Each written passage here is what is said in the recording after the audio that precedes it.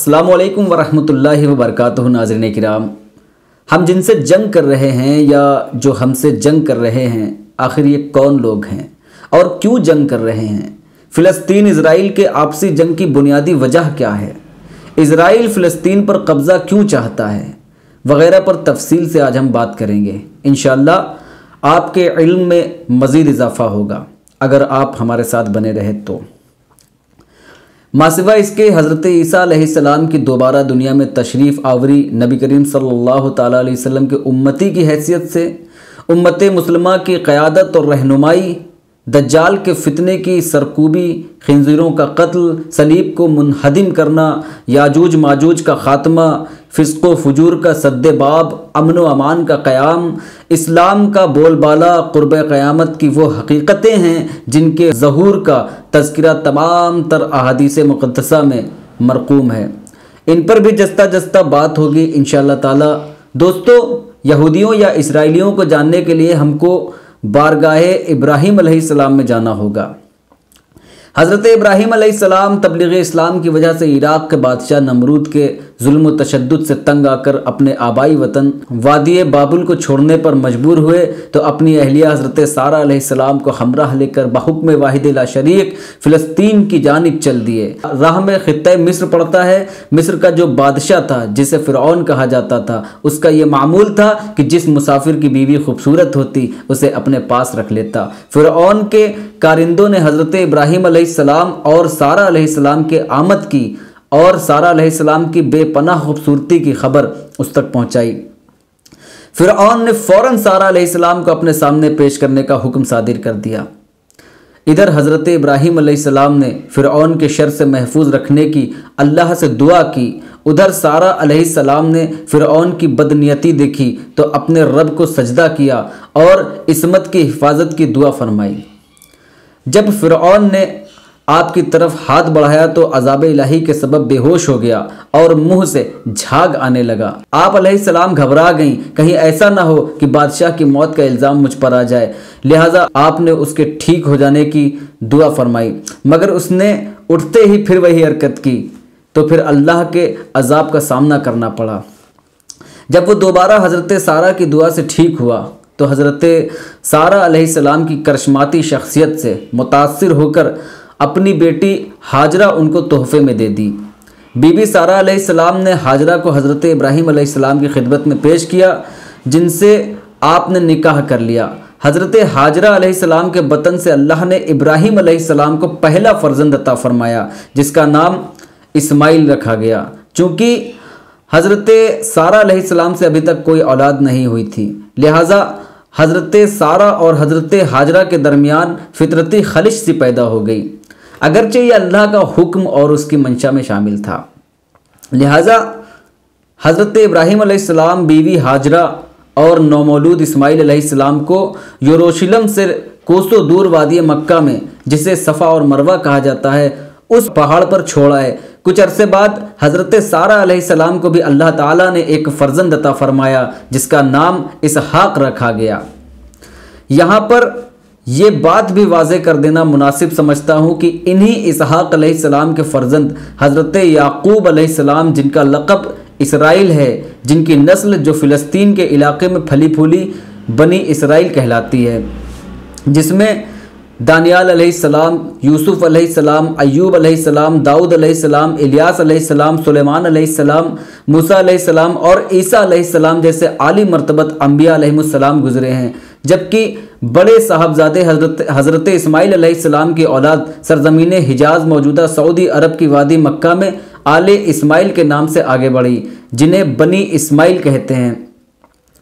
इसी बनी इस्माइल के एक कबीले कुरैश की शाख बनी हाशिम में ख़ातमुन नबीन हज़रत मोहम्मद मुस्तफ़ा सल्लल्लाहु अलैहि वसल्लम को अल्लाह ताला ने मबूस फरमाया।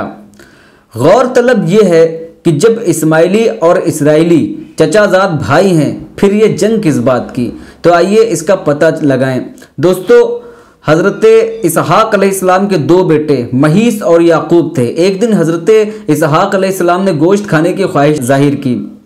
आपका बड़ा बेटा महीस शिकार पर चला गया, जबकि छोटे बेटे याक़ूब ने बकरी ज़िबा की, बाप को गोश्त पेश किया और दुआएं ली। महीस जब शिकार से वापस हुए तो इस बात को लेकर याकूब पर बरहम हो गए। भाई के गैज़ो गज़ब से बचने के लिए हज़रत याकूब अलैहिस्सलाम ने अपने मामू के पास इराक़ के शहर हिरान के लिए सफ़र इख्तियार किया। असनाए राह में रात को एक खुले मकाम पर पत्थर को तकिया बनाया और सो गए। ख्वाब में देखा कि ज़मीन से आसमान तक एक सीढ़ी लगी हुई है जिससे फरिश्ते ऊपर नीचे आ जा रहे हैं। इसी असना में अल्लाह ताला ने आपसे मुखातिब होकर इरशाद फरमाया, मुस्तरिब ना हो, मैं तुझको अनकरीब बरकत दूंगा और तेरी औलाद को कसीर कर दूंगा। ये ज़मीन तेरे लिए और तेरे बाद तेरी औलाद के लिए कर दूंगा। हज़रत याकूब अलैहिस्सलाम जब बेदार हुए तो अहद किया कि मैं इस जगह अल्लाह की इबादत के लिए एक घर तामीर करूंगा और अपने माल का 10वां हिस्सा खैरात करूंगा। अल-मुख्तसर ये कि हज़रत याकूब अलैहिस्सलाम ने अपने मामू लाबान की 2 बेटियों लिया और राहील से निकाह कर लिया। इनके अलावा 2 बांदियाँ जुल्फ़ा और बलहा थी जिनसे 12 बेटे और 1 बेटी पैदा हुई। तारीख़ी एतबार से पहली बीवी लिया से गैबुन, शमाउन, लावी, यहूदा, लिसियाकार, जुलन बेटे और 1 बेटी दीना तवल्लुद हुए। दूसरी बीवी राहील से यूसुफ और बिन्यामीन 2 बेटों की वलादत हुई। बांदी जुल्फ़ा से ज़ाद और आशर 2 बेटे पैदा हुए और बांदी बलहा से दान और नफ्ताली पैदा हुए। इस तरह याकूब अलैहिस्सलाम के 12 बेटे और 1 बेटी थी। इन्हीं 12 बेटों से बनी इसराइल के 12 कबाइल वजूद में आए। इनमें 1 बेटे यहूदा की नस्ल की मुनासिबत से ये यहूदी भी कहे जाते हैं। आइए आपको मौजूदा दौर के यहूदियों जो खुद को बनी इसराइल भी कहते हैं इनके बारे में बताता चलूँ। इन यहूदियों और मुसलमानों में जो जंग चल रही है, इस जंग की असल वजह हज़रत याकूब अलैहिस्सलाम का वही ख्वाब है जिसमें अल्लाह ताला ने उन्हें बशारत दी थी कि मैं तुझे बरकत दूंगा, तेरी नस्ल को कसीर कर दूंगा, ये जगह तुझे और तेरे बाद तेरी औलाद को दूंगा। यही वो खुदाई वादा है जिसे यहूदी या बनी इसराइल दावा करते हैं कि अल्लाह ने तो हमारे दादा याकूब बिन इसहाक से बरकत का अहद किया था, लिहाजा ये ज़मीन हमारे लिए हिबा है। और जब हमारे कबाइल में ही तमाम नबी आए, लिहाजा बनी इसराइल के अलावा बिलखुसूस बनी इस्माइल में कैसे कोई नबी मबूस हो सकता है। लिहाजा हम ना तो उनके नबी को मानते हैं और ना ही ये ज़मीन छोड़ेंगे। इनकी इसी हट धर्मी की बिना पर अल्लाह ताला ने सूरह हुजरात की 15वीं आयत में वाज़ेह तौर पर इरशाद फरमाया, हकीकत में तो मोमिन वो हैं जो अल्लाह और उसके रसूल पर ईमान लाए, फिर उन्होंने कोई शक न किया और अपनी जानों और मालों से अल्लाह की राह में जिहाद किया, वही सच्चे लोग हैं। अब चूँकि यहूदी अल्लाह के रसूल सल्लल्लाहु अलैहि वसल्लम पर ईमान नहीं रखते और ना ही कुरान पर ईमान रखते हैं, जबकि सूरह बकरा की आयत नंबर 41 में अल्लाह ताला का हुक्म है और उस किताब पर ईमान लाओ जो मैंने तुम्हारी किताबों की तस्दीक में नाजिल फरमाई, नहीं लाए ईमान, यहाँ तक कि इब्राहिमी होते हुए भी दुरूद इब्राहिमी से महरूम हैं। दोस्तों, अर्ज़ फ़लस्तीन और बैतुल मुक़द्दस इक़्तिदार, इख्तियार और हाकिमियत के एतबार से तानो मज़हब इस्लाम, मसीहियत और यहूदियत के नज़दीक यकसां तक़दीस का दर्जा रखती है जिसका सभी एहतराम करते हैं। चूँकि बनी इसराइल के तमाम तर अंबियाए किराम इसी सरज़मीन पर अल्लाह ताला ने मबूस फरमाए जो यही महव इस्तराहत हैं। हज़रत ईसा इब्ने मरियम अलैहिस्सलाम भी इसी ख़ित्ते अर्ज़ पर आए, यहीं पर उन्हें मसलूब करने की कोशिश की गई और यहीं से अल्लाह ताला ने उन्हें आसमानों में उठा लिया। ताज्जुब की बात तो यही है कि हज़रत ईसा अलैहिस्सलाम इन्हीं बनी इसराइल की तरफ नबी बनाकर भेजे गए, मगर इन्होंने उन्हें कबूल नहीं किया, जबकि हज़रत ईसा अलैहिस्सलाम बनी इसराइल के आखिरी नबी थे। उनके तकरीबन 575 बरस के बाद ख़ित्ते हिजाज मौजूदा सऊदी अरब में आबाद बनी इस्माइल में आखिरी नबी हज़रत मोहम्मद सल्लल्लाहु ताला अलैहि वसल्लम को अल्लाह ताला ने मबूस फरमाया। मुसलमानों के लिए फ़िलिस्तीन इसलिए मुक़द्दस है कि अभी इस सरज़मीन पर हमारा क़िबला अव्वल बाकी है। हम उन तमाम अंबिया अलैहिमुस्सलाम पर भी ईमान रखते हैं जो यहाँ मदफून हैं।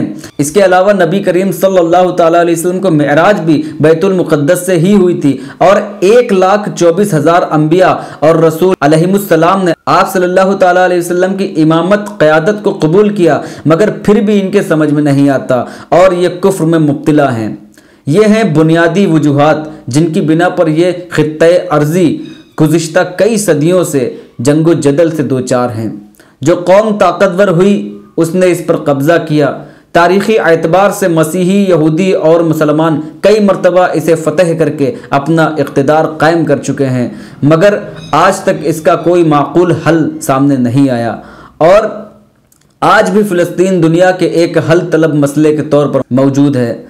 वमा तौफ़ीक़ इल्ला बिल्लाह।